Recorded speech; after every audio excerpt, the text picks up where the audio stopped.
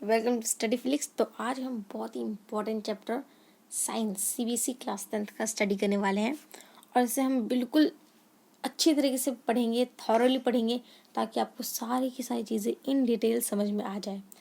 तो ये चैप्टर है हमारा human eye and colourful world. So as you know कि इस साल सीबीएसई ने इसे रिड्यूस कर दिया है, तो आपका ह्यूमन आई वाला पोर्शन कट हो चुका है, कलरफुल वर्ल्ड वाला पोर्शन अभी भी है। तो ये बहुत ही इम्पॉर्टेंट पोर्शन है जो कि आपको पढ़ना ज़रूरी भी है। ठीक है, तो अगर आपको मेरी ये वीडियो पसंद है तो हमारे चैनल को सब्सक्राइब ज़रूर करें और वीडियो को लाइक करना ना भूलें। बेल आइकन को ज़रूर दबाएं ताकि आपको हमारी वीडियोस की रेगुलर नोटिफिकेशंस मिलते रहे और आपसे कोई भी वीडियो छूटे ना। तो आइए स्टार्ट करते हैं चैप्टर। तो इस चैप्टर में हम ये जो 3 टॉपिक्स हैं उन्हें डिटेल में पढ़ेंगे। सबसे पहला स्कैटरिंग ऑफ लाइट, दूसरा टिंडल इफेक्ट एंड तीसरा एटमॉस्फेरिक रिफ्रैक्शन। तो सबसे पहले हम पढ़ते हैं स्कैटरिंग ऑफ लाइट या फिर हम कहें रिफ्रैक्शन से स्टार्ट करते हैं। जैसे कि हमने चैप्टर 10 में भी पढ़ा है रिफ्रैक्शन ऑफ लाइट, लेकिन इस बार हम पढ़ेंगे refraction of light through a prism. तो लेकिन थ्रू अ प्रिज्म पढ़ने से पहले ये जानना ज़रूरी है कि प्रिज्म होता क्या है। तो प्रिज्म बहुत सिंपल सी एक चीज़ है। प्रिज्म क्या होता है? एक ट्रायंगुलर 3D शेप होता है, ठीक है, जिसमें कि 3 ट्रायंगल्स होते हैं, 2 ट्रायंगल्स होते हैं और 3 रेक्टेंगल्स होते हैं, ठीक है। तो इनसे जुड़कर एक बना हुआ होता है हमारा ग्लास का एक स्ट्रक्चर, सॉलिड 3D स्ट्रक्चर, जैसे कि आप इस जिफ में भी देख सकते हैं, जिसको हम कहते हैं प्रिज्म। तो इसमें 2 फंडे और हैं आपके, एंगल ऑफ प्रिज्म और एंगल ऑफ डिवीजन। तो इसको आप समझ लीजिए क्या होता है मेरे साथ। तो जब हम पढ़ते हैं रिफ्रैक्शन ऑफ लाइट तो हमें पता है कि रिफ्रैक्शन का मतलब क्या होता है कि वो जो लाइट है उसे जिस पाथ में जाना चाहिए था वो उस पाथ पे ना जाकर अब किसी एंगल पे रिफ्रैक्ट हो गई है, ठीक है, अपने पाथ से रिफ्रैक्ट हो गई है। तो ग्लास प्रिज्म के केस में जब हम कोई वाइट लाइट, जैसे कि इस जिफ में हमने जब इसे एक प्रिज्म के ऊपर डाला तो इसने अब रिफ्रैक्शन दिखाया, ठीक है, और ये अपने आप पाथ से रिफ्रैक्ट हो गई और एक 90 डिग्री का एंगल इसने यूज़ किया। फिर जब वो 90 डिग्री के एंगल से वो लाइट जब बाहर निकली तब वो वापस जब प्रिज्म से बाहर निकली तो फिर से वो डिविएट हो गई, फिर से वो रिफ्रैक्ट कर गई और इस बार जो लाइट बाहर निकली है उसका एंगल आपके एंगल ऑफ इंसिडेंस के बिल्कुल इक्वल था, ठीक है। अब एंगल ऑफ डिवीजन होता क्या है, जो हमने यहाँ पिछली स्लाइड में पढ़ा है, वो एंगल ऑफ डिवीजन होता क्या है।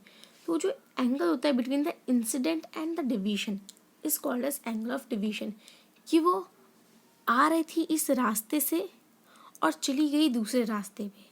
तो जितने एंगल पे वो डिविएट हो गई अपने रास्ते से, जिस रास्ते उसे जाना था, उसको हम कहते हैं एंगल ऑफ डिवीजन।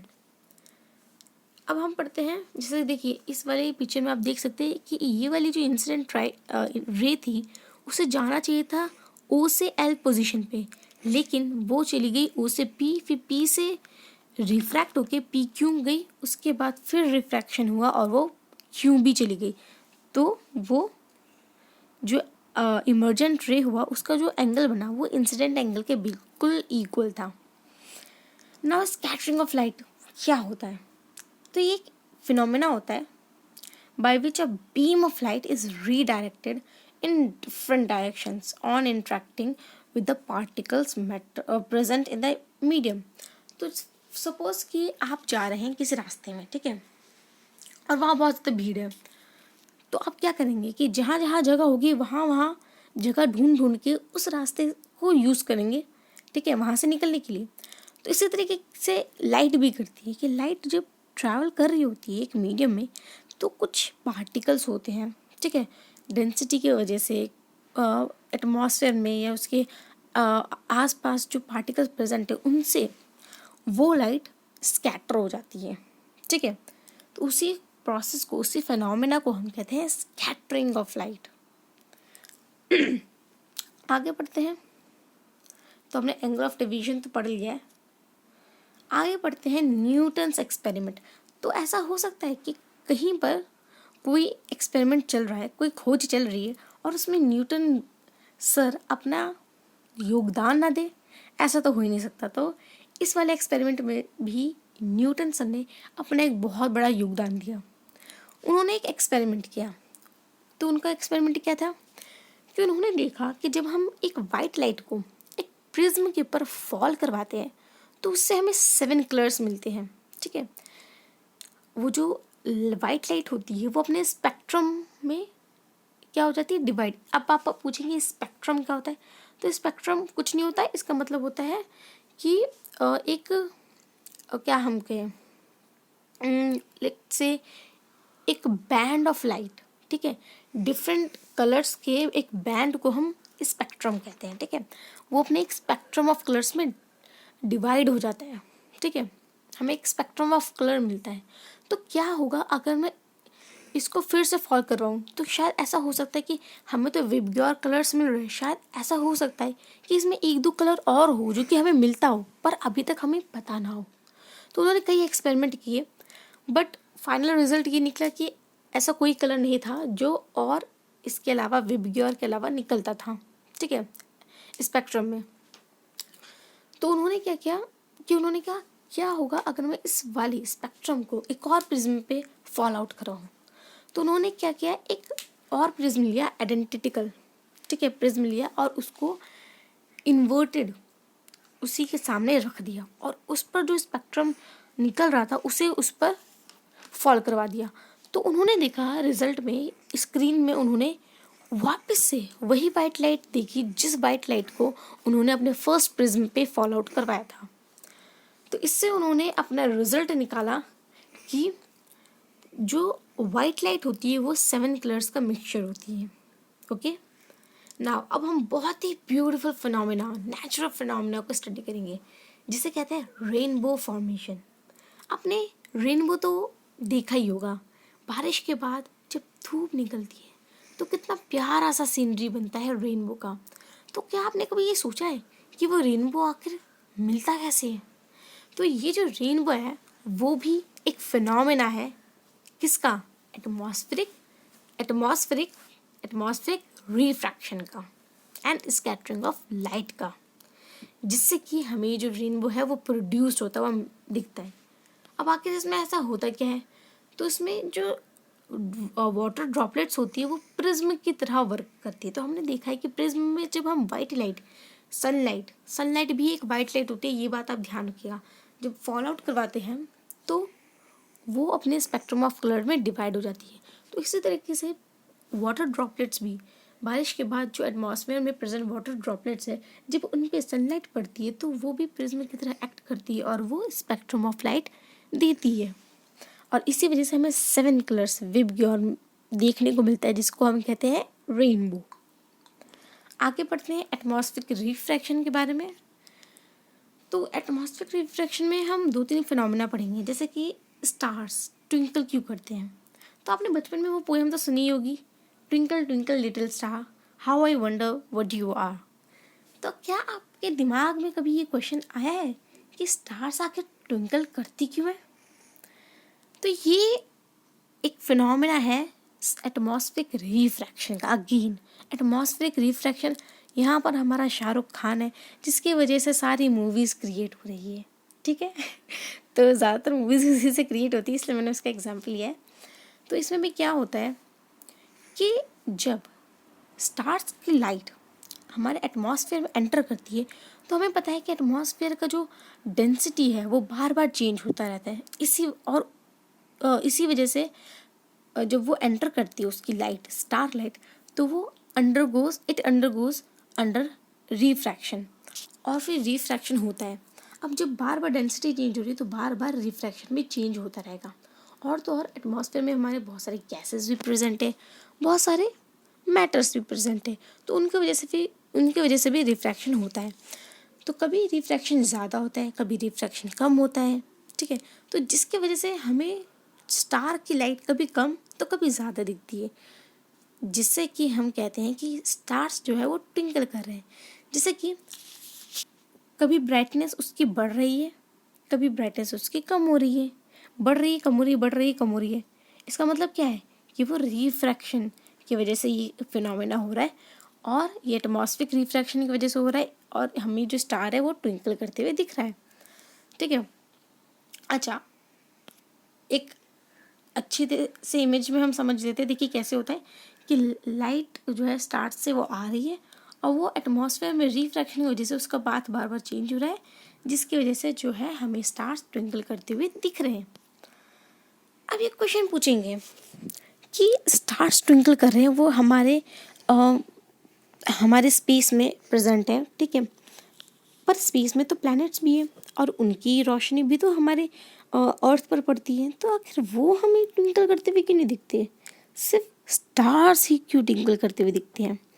तो इसका रीज़न मैंने यहाँ पर लिख रखा है, जो कि एनसीईआरटी का बहुत ही इंपॉर्टेंट क्वेश्चन है, क्योंकि हर बार आप इस क्वेश्चन को देखोगे, और इस साल भी इसके चांसेस है आने के, कि प्लैनेट्स ट्विंकल इसलिए नहीं करते हैं कि सबसे पहला पॉइंट कि वो स्टार्स से बहुत पास है, ठीक है, अर्थ के बहुत पास है स्टार्स के अकॉर्डिंग।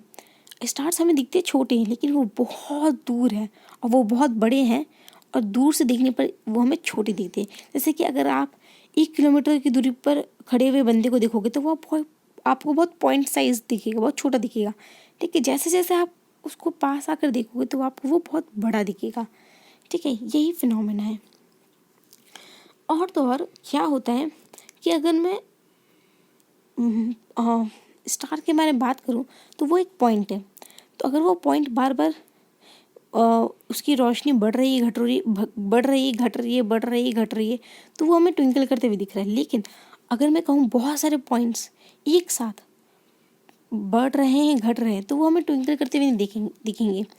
हो सकता है कि उनमें से कुछ पॉइंट जिस समय ब्राइट शाइन करे, उस समय कुछ पॉइंट्स हो वो कम शाइन करे। तो इससे ओवरऑल जब हम देखेंगे तो वो जो हमें दिखेगा वो शाइन करता हुआ दिखेगा। इसीलिए हमें प्लैनेट्स ट्विंकल करते हुए नहीं दिखते, क्योंकि वो एक कलेक्शन ऑफ पॉइंट्स होते हैं, point size source of light होते हैं। नेक्स्ट एक और फिनोमेना एटमॉस्फेरिक रिफ्रैक्शन से रिलेटेड है, वो ये कि हमें हमारा जो सन है वो रेडिश क्यों अपीयर होता है इन द मॉर्निंग और ऑल्सो इन द इवनिंग। कि जब सनसेट या सनराइज होता है तो सन हमें थोड़ा रेडिश कलर का क्यों दिखता है? तो वो इसी वजह से होता है क्योंकि उस समय रेड कलर बहुत ज़्यादा स्कैटर होता है, ठीक है। आप देखोगे जब सनराइज या सनसेट होता है तो जो सन होता है वो आपके होराइजन के बहुत नज़दीक होता है, और इसी वजह से सनलाइट को एक लंबा रास्ता तय करना पड़ता है अर्थ तक पहुंचने के लिए, जिसकी वजह से इस लंबे रास्ते में उसकी जितनी भी कलर ऑफ लाइट है वो स्कैटर अवे हो चुकी होती है, ठीक है। एक बात मैं आपको यहाँ बताना चाहूँगी कि